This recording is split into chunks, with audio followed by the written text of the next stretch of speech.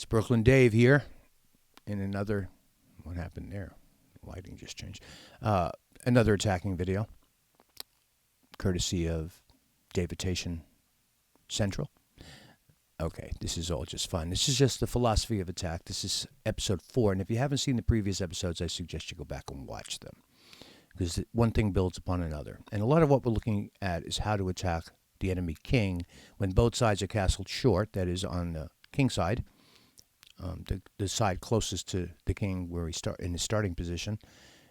And we talked about various themes such as a space advantage, which we saw a little bit at work when we got e5 in episode 1, which led to the Greek gift. Again, go back and watch it. Well, here we're going to show another type of mate and how you can catch your opponent off guard if he grabs one piece too many. Sometimes it's one pawn too many, but in this case it could be one piece too many. I'm kind of giving a hint, but you pretty much know what to expect if it's coming from me, those of you that know me. So, people, a lot of times, to keep the initiative, you have to be willing to give up stuff. Now, we all saw in episode 1 the Greek gift and how we sack a bishop. But it's not always where you're taking something with the piece. Sometimes you're leaving it unpre and just not bothering to waste time defending it. I don't mean time on the clock. I mean time in the game.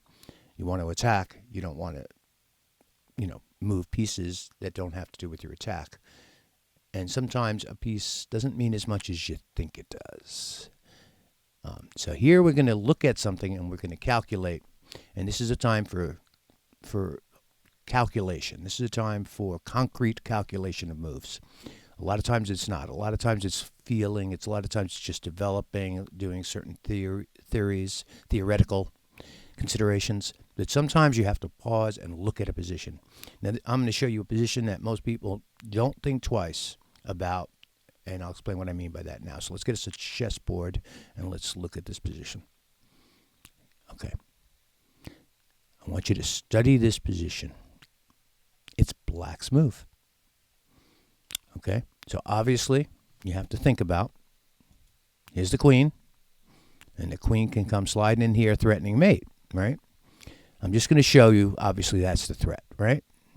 So, you'd like to take this piece here. But can you do it? I want you to calculate in your mind. And now, for some of the players, this might be way too much. And that's fine.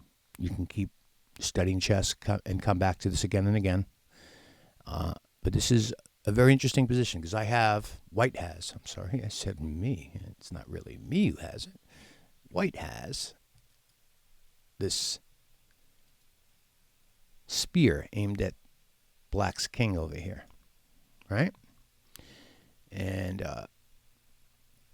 black has a terrible bishop trapped behind his pawns. This is not meant to be a really realistic position, okay? White's obviously way ahead. Even if I took time to move the knight, I'd probably win anyway.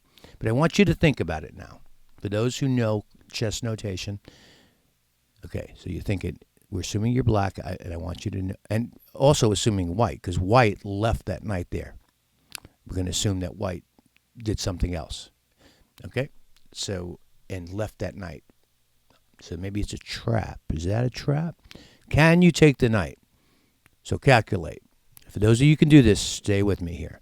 So here's my mind at work. I'm thinking, okay, he's hitting my knight. Do I need to move it? Okay, so I'm looking at, okay, I can go queen h6, attacking on the dark squares and threatening mate on g7. Oh, but he's going to play rook, g8, protecting that square. Then I'm going to lift my rook. Remember we studied the rook lift in episode 2, I believe. Okay, so I'm lifting my rook to f3. This is all done in the mind. You can't mess around the pieces during the game. Okay, so what happens when I threaten to mate him by swinging the rook over? Okay, well, his rook is now on g8. But what about that knight over there on b6? Well, the knight can go to d7 and then to f8 just in time. So let's go through the sequence and see. But I want you to come to the conclusion. I might be tricking you. It might be perfectly fine to take that knight. A lot of players might think it would be. Okay. So now we'll look at it. Okay. and we'll come back. So, okay, pawn takes knight. Queen goes here. Rook goes here. Okay, queen's threatening mate here. Rook goes here, protecting it. That square is now protected. All's good in the hood. I'm lifting the rook. I have to swing it here. So I'm threatening to mate him in two if he can't do something to defend it. But black was calculating, oh, yeah, you can do that, but I can do this. Right?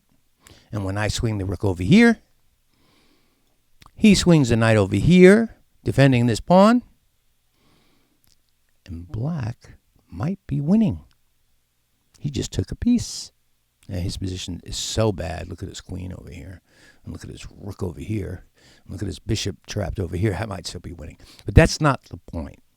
The point was that black calculated that he can get his knight back here and save everything. And right now in this position, it looks like the position has been saved. In fact, it has been saved, at least for now. So right now he's gotten away with taking that piece.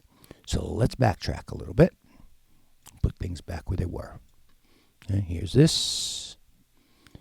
Here's a knight goes back here. And it's good to do this kind of calculation. It's good practice, okay? So we moved the knight from here. Now you can see it better, right? What the hell does that still look like it's there? Okay. All right, so this knight, you calculated was going to get here in this position, but don't forget, this rook is here. Okay, so now having seen that, Ho defense.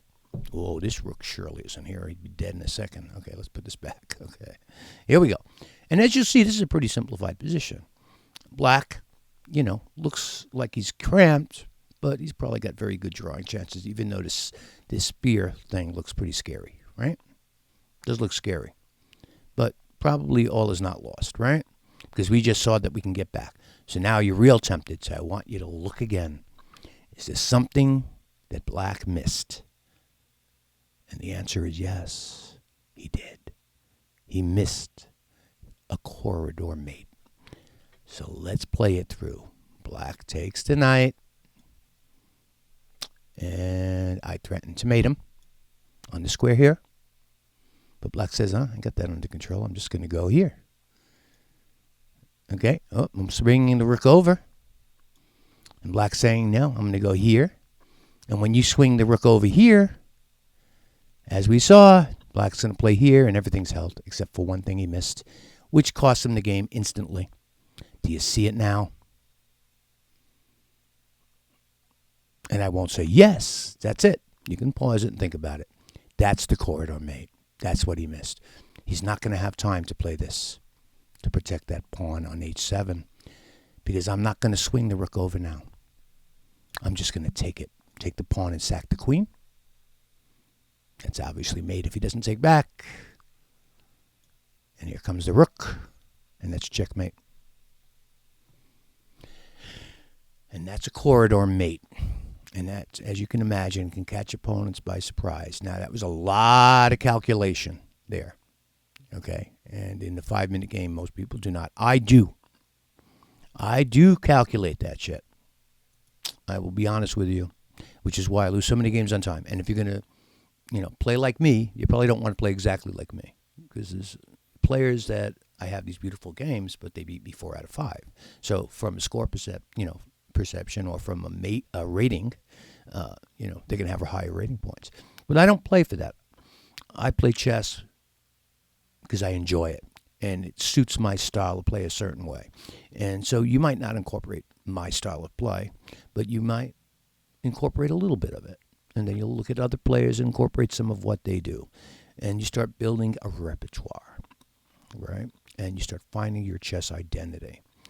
And so that's what I'm going to do. That was a fun study. You can come back to it and look at it again. You will use it in one of your games. If you play a lot of games online, one of these days you're going to catch somebody and go, aha, okay? And you probably learn it better this way. You could look at, puzzles, but if you look at a puzzle and see the moves, you may or may not retain it. But when you talk about it, it kind of ingrains itself, I think.